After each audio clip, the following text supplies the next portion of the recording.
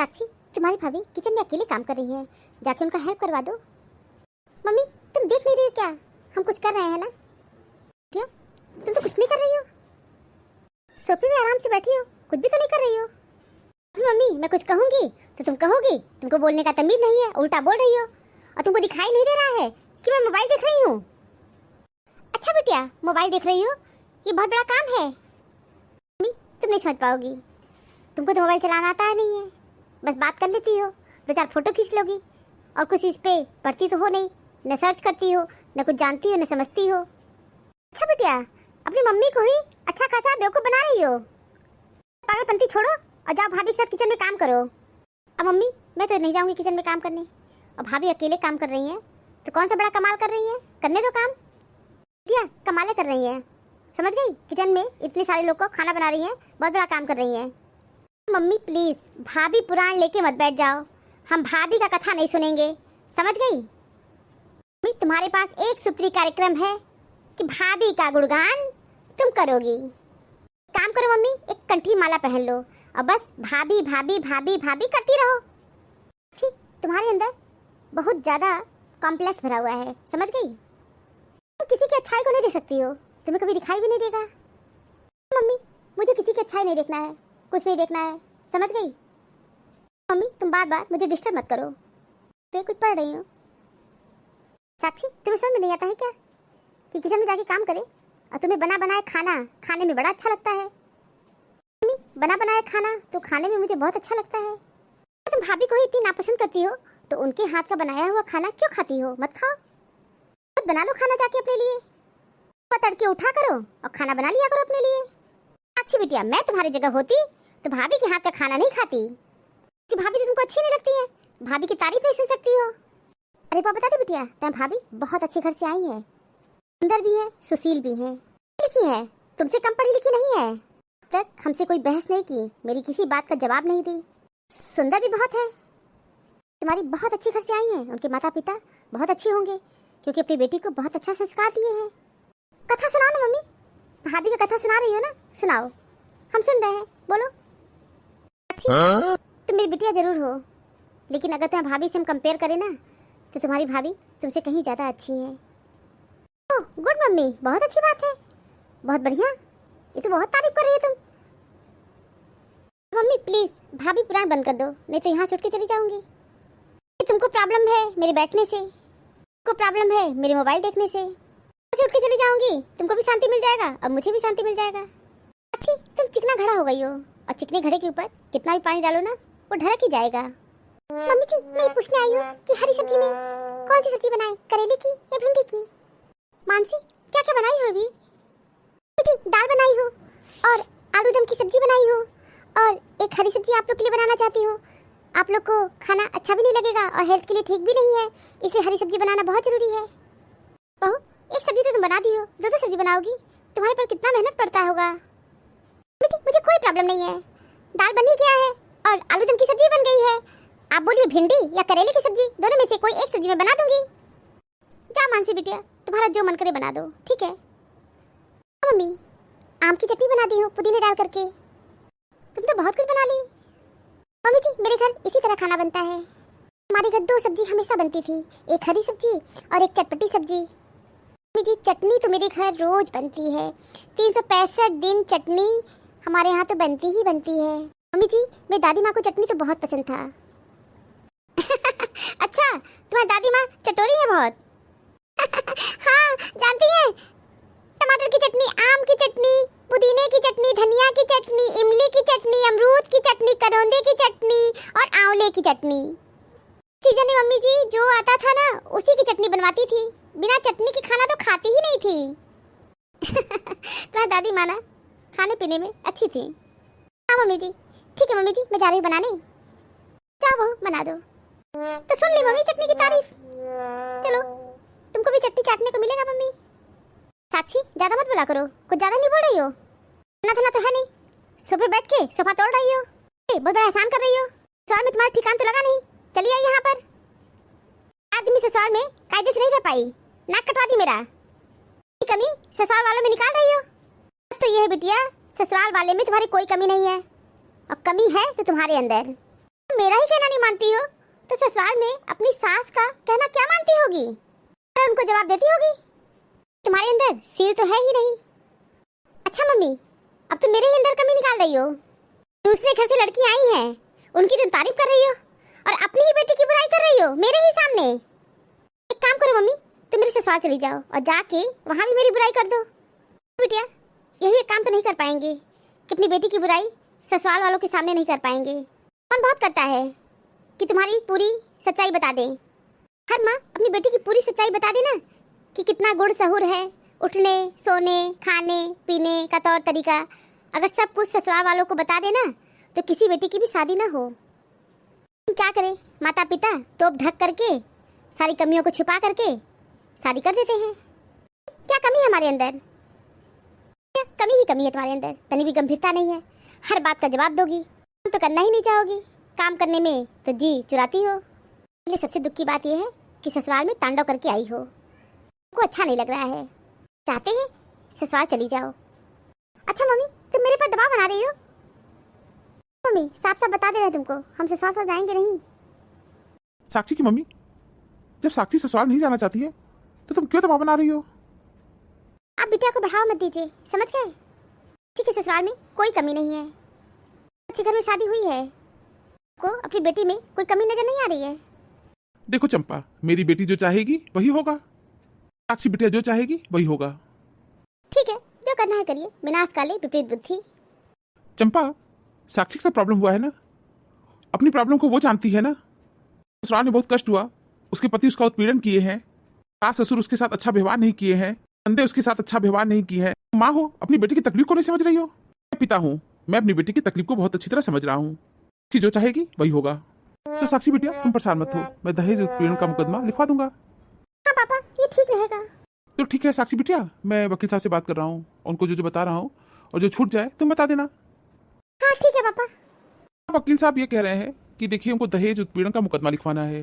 वकील साहब, वैसे तो मोटरसाइकिल में अपने स्वेच्छा से दिया था, लेकिन उसमें ये लिखिएगा कि मेरे पर दबाव बना करके मुझसे मोटरसाइकिल मांगे थे, डिमांड किए थे। हाँ ठीक है, बिल्कुल आप जो कहेंगे मैं वही लिखूंगा। वकील साहब, तनिक भी कम मत लिखिएगा, बढ़ा चढ़ा के आपको लिखना पड़ेगा। वकील साहब, मेरी बेटी को बहुत मारते पीटते थे, बहुत ज्यादा। अरे नहीं पापा, मारते पीटते नहीं थे पापा, ये झूठा आरोप मत लगा पापा। बेटी, बढ़ा चढ़ा के तो बताना ही पड़ेगा, समझ क्यों नहीं रही हो तुम? समझ लीजिए, सास ससुर, ननद नंदोई, जेठ जेठानी, देवर देवरानी, पूरे लोगों का नाम होना चाहिए। हाँ हाँ बिल्कुल, आप जिन जिन लोगों का नाम कहेंगे सबका नाम दर्ज मैं करूंगा। ठीक है। हाँ, अब मेरी बेटी को 4 व्हीलर के लिए प्रताड़ित कर रहे हैं। 40 इंच का स्मार्ट टीवी में दिया था, लेकिन अब कह रहे हैं 55 इंच का टीवी चाहिए। पापा ये सब चीज तो डिमांड ही नहीं किए हैं। ये सबसे तो लिखवाना ही पड़ेगा, समझ क्यों नहीं रही हो? ये सब आरोप लगाना पड़ेगा। समझ लीजिए, मेरी बेटी का बहुत उत्पीड़न हुआ है, मेरी बेटी को बहुत दुख दिया गया है। पति उसको रोज मारते थे, बहुत जंगली टाइप का आदमी है, उस आदमी के साथ मेरी बेटी नहीं रहेगी अब। और ससुराल के लोग डिमांड क्या कर रहे थे? साहब लिख दीजिए, 10 लाख रुपए का डिमांड और 4 व्हीलर की डिमांड कर रहे थे वो लोग। अपनी बेटी का मेडिकल करवा लीजिएगा। हाँ वकील साहब, उसकी चिंता मत करिए, हम चोट वोट के निशान आराम से बनवा लेंगे, सब कुछ हो जाएगा। हाँ वकील साहब, एकदम आप बिल्कुल लिखिए, एक सब कुछ लिख दीजिए। हाँ, बहुत उत्पीड़न हुआ है मेरी बेटी का, बहुत दुख मिला है। समझ लीजिए, मेरी बेटी जब से ससुराल से यहाँ पे आई है, समझ लीजिए दिन रात रो रही है। अरे मेरी बेटी यहाँ तक कह रही है कि पापा हम सुसाइड कर लेंगे। ठीक है, बिल्कुल मैं ये भी लिख दूंगा कि उसे ससुराल में इतना प्रताड़ित किया गया है कि वो आत्महत्या करने के बारे में भी सोच रही है। वकील साहब, बिल्कुल बिल्कुल आप समझ गए अब, बिल्कुल आप ऐसे ही लिख दीजिए सब, और पूरे परिवार के सदस्यों का नाम लिखिएगा, कोई छूटे ना। हाँ, क्योंकि सबको हम चक्की पिसवाएंगे। हाँ, दामाद तो एक नंबर का कमीना है, समझ लीजिए बहुत बड़ा कमीना है। हाँ, वो मेरी बेटी को सुबह शाम बहुत मारता था। ठीक है सर, मैं सब समझ गया। ठीक है ओके साहब, अब मैं रखता हूँ। लेकिन पापा आप तो कुछ ज्यादा ही बढ़ा चढ़ा करके लिखवा दिए हैं। पापा मेरे पति तो इतने भी बुरे नहीं है और मेरे पर हाथ तो कभी उठाए ही नहीं है। बिटिया, आरोप लगाना पड़ता है, तभी तुम्हारा केस मजबूत होगा। पापा ये भी बात सच है कि वो लोग डिमांड तो कुछ किए ही नहीं है। बिटिया, ये सब जाके कहोगी ना तो तुम्हारा केस मजबूत नहीं होगा, समझ गई? अंदर कमी निकाल करके तुमको जेल के अंदर बंद कर दिया जाएगा। दहेज उत्पीड़न का मुकदमा दर्ज हो रहा है, इसे मजाक मत समझो। भी कुछ सोच ले बिटिया, अभी भी कुछ देर नहीं हुआ है। क्या हो सकता है ये झूठा झूठा आरोप लगा करके तुम्हारा दहेज उत्पीड़न का मुकदमा दर्ज हो जाए, तुम जीत भी जाओगी। बताओ, ईश्वर को साक्षी मान के कहो, क्या तुम जो कर रही हो और कह रही हो और जो आरोप लगा रही हो, क्या वो सच है? साक्षी की मम्मी, तुम साक्षी को कुछ मत कहो। साक्षी जो कर रही है बहुत सही कर रही है। मेरी बिटिया बहुत अच्छी है। अरे मम्मी, तुम समझती क्यों नहीं? बहुत बोरिंग आदमी है, बहुत नीरस आदमी है। ऐसे नीरस आदमी के साथ हम जिंदगी नहीं बिता सकते हैं। ध्यान तो रखता ही नहीं है, पूरे परिवार घर के लोगों का ध्यान रखता है। मेरी भावनाओं की कोई कदर नहीं है मम्मी। मेरे हस्बैंड मेरी फीलिंग नहीं समझते हैं। हम उस आदमी के साथ अपनी लाइफ को और ज़्यादा नहीं जी सकते हैं। तब तो ठीक है बिटिया, तुम फैसला ले ही ली हो और अब दहेज उत्पीड़न का मुकदमा दर्ज भी हो रहा है। और हाँ साक्षी बिटिया, एक बात और कहना चाहता हूँ, तुम अपने लिए कोई जॉब ढूंढ लो। और मैं एक जगह बात किया हूँ, तुमको 12-15 हज़ार रुपये मिल जाएगा, वहाँ जाके जॉब करना। पापा, मैं जॉब करूंगी। बिटिया, अपने खर्चे तो तुमको निकालना ही पड़ेगा ना साक्षी। मैं 1 साल बाद रिटायर हो जाऊंगा। मेरे जितने भी सारे पैसे थे तुम्हारी शादी ब्याह में खर्च हो गए हैं। पास ही पैसे इतने हैं भी नहीं। तुम कुछ कमाओगी तो तुम अपने खर्च निकाल पाओगी और सही रहेगा। और हाँ साक्षी बिटिया, ये घर ना हम तुम्हारे भैया भाभी के नाम कर दिए हैं। अब तो मेरे पास तुमको देने के लिए कुछ है भी नहीं। क्या तुम जब जॉब करोगी 10-12 हज़ार रुपये 15 हज़ार तुमको जो भी मिले, 20-25 हो सकता है आगे बढ़ जाए, तो इससे तुम अपना पैसे जोड़ जोड़ के अपने लिए घर बनवा लेना और अपना आज़ादी से अलग घर में रहना। और हाँ बिटिया, हम तुम्हारे लिए कोई लड़का देखेंगे जो तुम्हारे लायक हो। हाँ, ऐसा लड़का ढूंढिएगा उसके परिवार में सब लोग मर गए हो, कोई जिंदा ना हो। मेरी बेटी बड़े परिवार में जाना नहीं चाहती है तो उस घर के सारे सदस्य मर गए हो, कोई जिंदा ना हो, समझ लीजिए। क्योंकि जिंदे व्यक्ति से मेरी बेटी को बहुत प्रॉब्लम है। ये आजादी से रहना चाहती है। इस टाइप का व्यक्ति नहीं होना चाहिए। ठीक है साक्षी बिटिया, मैं तुमको ऐसा ही घर ढूंढूंगा जहाँ लड़का अकेला हो और उसके परिवार के कोई सदस्य न हो। वो ठीक रहेगा तुम्हारे लिए। मम्मी पापा, आप लोग कैसी बात कर रहे हो? 10-12-15 हज़ार या 20-25 हज़ार रुपए में मैं घर मकान अपने खर्चे ये सब कैसे कर पाऊंगी? आप लोग मुझे नहीं खिलाओगे? क्यों नहीं साक्षी बिटिया, तुम यहाँ रहोगी, तुमको खिलाएंगे हम लोग के न रहने के बाद तुम्हारा क्या होगा? ये घर तो तुम्हारे भैया भाभी के नाम लिख दिए हैं हम। हमारे पास तो कुछ है भी नहीं। बिटिया, अब ससुराल तुम कभी मत जाना, क्योंकि वहाँ तुमको बहुत तकलीफ मिला है।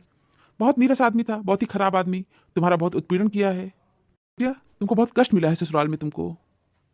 बिटिया, अब जो तुम लाइफ जियोगी वो बहुत अच्छा रहेगा। 10-15 हज़ार रुपये में तुम्हारी जॉब लग ही जाएगी। अपना कमाना, अच्छे से आज़ादी से रहना, तुम्हें कोई रोकेगा टोकेगा नहीं। तुम परेशान मत हो, क्योंकि दहेज उत्पीड़न का मुकदमा दर्ज हो गया है। अब सब कुछ अच्छा होगा। साक्षी बिटिया, खुश हो ना? मम्मी, मुझे कोई खुशी तो हो ही नहीं रही है। बिटिया, तुम्हारे साथ इतना अन्याय हुआ है, इतना दुख मिला है तुमको ससुराल में। मम्मी, मेरे साथ अन्याय तो हुआ ही नहीं है, अब मुझे दुख तो ससुराल में कोई दिया ही नहीं है। मम्मी, ये बात तो है कि बहुत नीरस आदमी है और बहुत बोरिंग आदमी और परिवार का बहुत ध्यान रखते हैं, मेरा कोई केयर करते ही नहीं है। लेकिन मम्मी, इसके अलावा और कोई प्रॉब्लम उनमें नहीं है। सोच ले बिटिया, फैसला तुमको ही करना है। साक्षी, तुम जानती हो तुम्हारी मम्मी से जब मेरी शादी हुई थी तो 4 साल तक तब मम्मी से मैं कभी ठीक से बात भी नहीं किया। घर परिवार की पूरी जिम्मेदारी उठाता रहा। 5 साल तक तो हम लोग कहीं घूमने गए ही नहीं थे। 5 साल मैं तुम्हारी मम्मी को कभी कोई फिल्म नहीं दिखाया। तुम्हारी मम्मी भी बिना कुछ कहे घर के सारे काम करती थी, सारी जिम्मेदारी को बहुत अच्छी प्रकार से निभा रही थी। अभी तुम्हारी मम्मी मेरे जैसे नीरस बोरिंग, मैं तो कभी खुल के हंसता भी नहीं था और ठहाके मार के तो मैं कभी हंसा भी नहीं। तुम्हारी मम्मी मेरे साथ अपना पूरा जीवन व्यतीत कर ली। लेकिन तुम परेशान मत हो सकता है कि जब तुम्हारी सेकंड शादी हो तो बहुत अच्छा आदमी मिले। जरूरी नहीं है सभी आदमी एक जैसे होते हैं। नीरस नहीं होगा, हो सकता है वो बहुत अच्छा हो, बोरिंग भी नहीं होगा, ठीक रहेगा। जरूरी नहीं है कि एक पति तुमको अच्छा नहीं मिला तो सेकंड शादी तुम्हारी अच्छी ना हो, बहुत अच्छी होगी। लेकिन पापा, क्या पता कि सेकंड शादी उससे भी खराब हो जाए। पापा, मुझे तो इस शादी में कोई कमी नजर नहीं आ रही है। मेरे हस्बैंड भी बहुत अच्छे ही हैं। आपकी बात सुनने के बाद तो मुझे ये बात समझ में आ गई कि लोग चेंज होते रहते हैं, कोई एक जैसा नहीं रहता है। यही बात तो बिटिया मैं तुमको बताना चाहता हूँ कि सब कुछ बदलता रहता है। हर इंसान बदलते रहते हैं, परिस्थितियाँ बदलती रहती हैं। समय बहुत बलवान होता है। तुम्हारी लाइफ में भी सब कुछ बदलता रहेगा, चेंज होता रहेगा। जरूरी नहीं है कि तुम्हारे हस्बैंड आज ऐसे हैं तो कल चेंज नहीं होंगे। हाँ पापा, आप बिल्कुल सही कह रहे हो, मैं ही जल्दीबाजी में गलत फैसला ले रही हूँ। मुझे ससुराल बहुत अच्छा मिला है, मैं एक खुशहाल जिंदगी जी रही थी। पापा प्लीज़ तुम दहेज उत्पीड़न का मुकदमा दर्ज मत करवाओ पापा। मुझे अच्छा नहीं लग रहा पापा, पता नहीं क्यों पापा, बहुत गिल्टी फीलिंग हो रही है। पापा मुझे सबसे ज़्यादा कष्ट इस बात का है कि मैं जो भी आरोप लगा रही हूँ सब झूठ है पापा। पापा मैं तो अपने ही नज़रों में गिर जाऊंगी। मुझे बहुत गिल्टी फीलिंग हो रही है क्योंकि मैं बहुत झूठा आरोप लगा रही हूँ और ईश्वर भी मुझे कभी माफ़ नहीं करेंगे। सॉरी मम्मी, आप मुझे अच्छी शिक्षा देती हो मगर मैं भी आपसे बहुत बहस करती हूँ।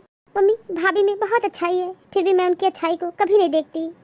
मम्मी तुम बिल्कुल ठीक कही कि भाभी बहुत अच्छे घर से आई हैं, भाभी को बहुत अच्छे संस्कार मिले हैं। मम्मी अब मैं भी एक बहुत अच्छी बहू बनूंगी। साक्षी आज मैं बहुत खुश हूँ बिटिया, बहुत अच्छा फैसला ली हो। जानती हूँ तुम पढ़ी लिखी हो, समझदार हो। बिटिया शादी ब्याह कोई खेल नहीं होता है, जरूरी नहीं बिटिया कि तुम्हारी दूसरी शादी बहुत अच्छी हो। छोड़ो मम्मी, सेकंड शादी की बात मत करो, मैं अपने लाइफ में ऐसा कभी नहीं करूँगी। अपने ससुराल वापस जाऊँगी मम्मी, मैं अपने हस्बैंड के पास जाऊँगी। बिटिया तुम सही फैसला ली हो। मैं बहुत खुश हूँ। दान करने से रुपया जाता है, लक्ष्मी नहीं। घड़ी बंद करने से घड़ी बंद होती है, समय नहीं। झूठ छुपाने से झूठ छुपता है, सच नहीं। कमजोर वक्त होता है, व्यक्ति नहीं। माना कि आज तकलीफें बड़ी हैं पर कल कामयाबी भी बड़ी होगी। Thank you for watching this video. Video अच्छी लगी हो तो लाइक और शेयर करना ना भूलें और चैनल को सब्सक्राइब नहीं किया है तो फटाफट सब्सक्राइब कीजिए। मिलते हैं अगले वीडियो में एक नई स्टोरी के साथ। तब तक आप लोग अपना बहुत ख्याल रखिएगा, हमेशा हंसते मुस्कुराते रहिए। आप सभी को बहुत बहुत धन्यवाद, बहुत बहुत धन्यवाद। तो प्लीज़ मेरे चैनल को सब्सक्राइब कीजिए। Thank you.